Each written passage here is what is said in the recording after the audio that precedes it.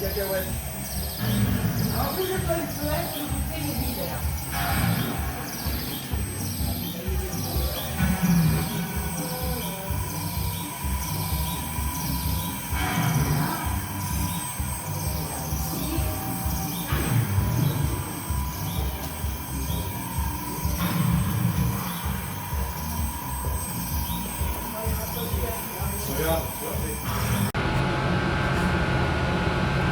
Hello, mister.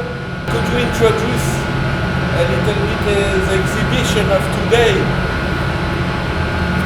Well, this exhibition is a prelude to a book of mine that will come out of the Dernier Cri on Sintaktik 1.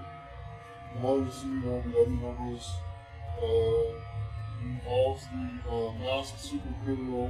Sintaktik is very influenced by the amoral, rubber-suited Italian masked criminals from mostly the 1960s, I suppose. The figure that I'm standing behind is an earlier supercriminal character of mine named the Dabberats. And it's basically the same principle of a character or a figure who behaves in an amoral way, in an amoral story, which has nothing to do with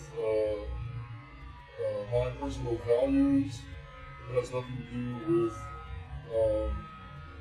any sort of ideological imperative. There are simply crimes happening in the story. The criminal carries them out and then in the end gets away with them, and you're not even supposed to relate with the character in a personal way, or be glad or unhappy about how the story turns out. The story simply happens, the crime is done, and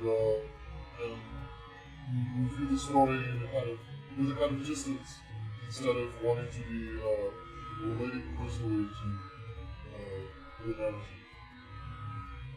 My name is Colin Raff. I'm from Seattle. I live in Berlin.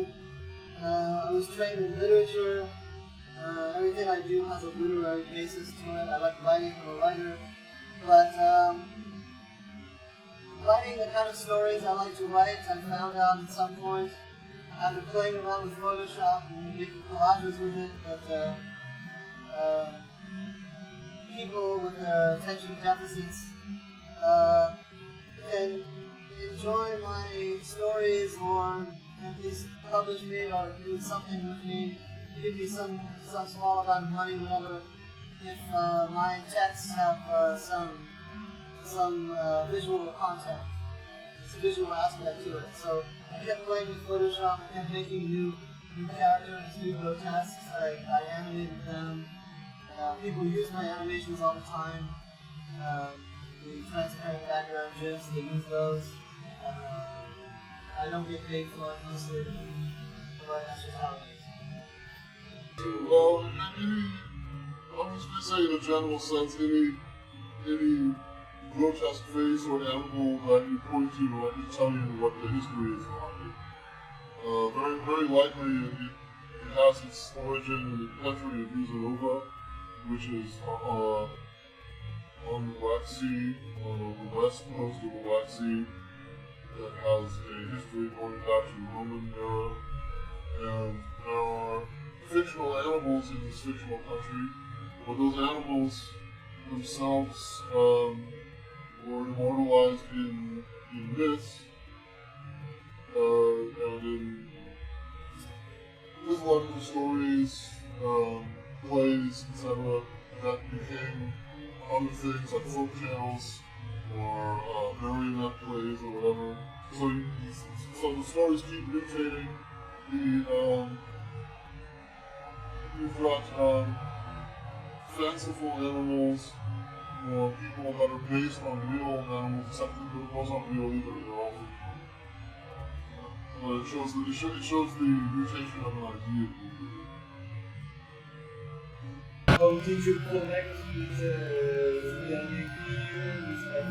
I was very pleased that Capito Burrito got in touch with me, as opposed to me trying to appeal to the Dernier Cri. I had known about their things for some time. When I look back at the things that I bought, that I liked, like people like Yvonne Sampleman or Neil Kino, like that. And I didn't really necessarily know that it was a Dernier Cri, although the name was familiar to me.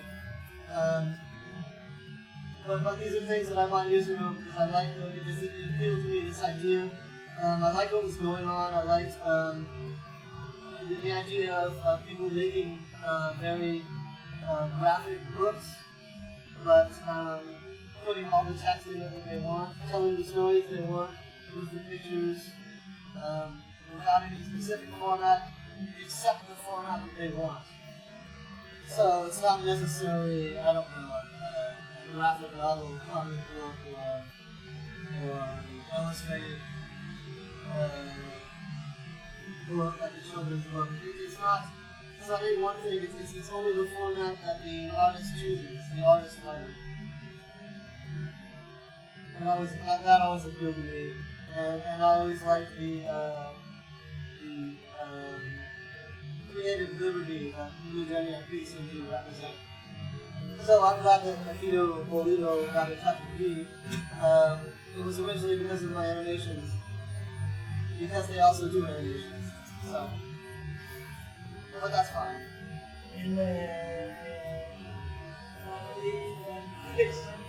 do you have a work in progress or proof site to consistency work and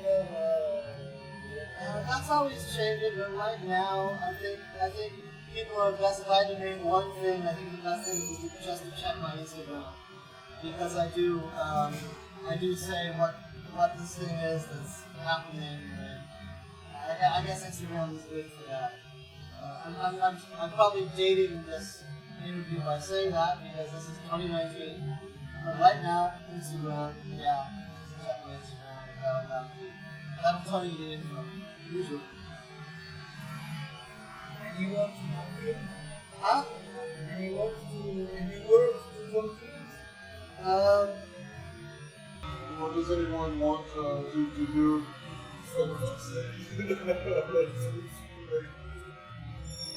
Apparently there's supposed to be a big cultural event happening in this arts complex, and aren't so many people coming here.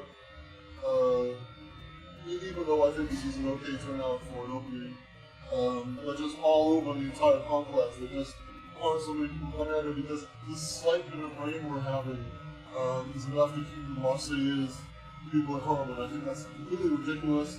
I'm from Seattle, I live in Berlin, I live in Paris. I mean, come on.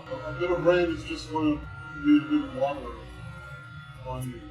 I don't know what they're afraid of. Do they take showers? Do you shower? Truly take showers. Yeah. That's my computer.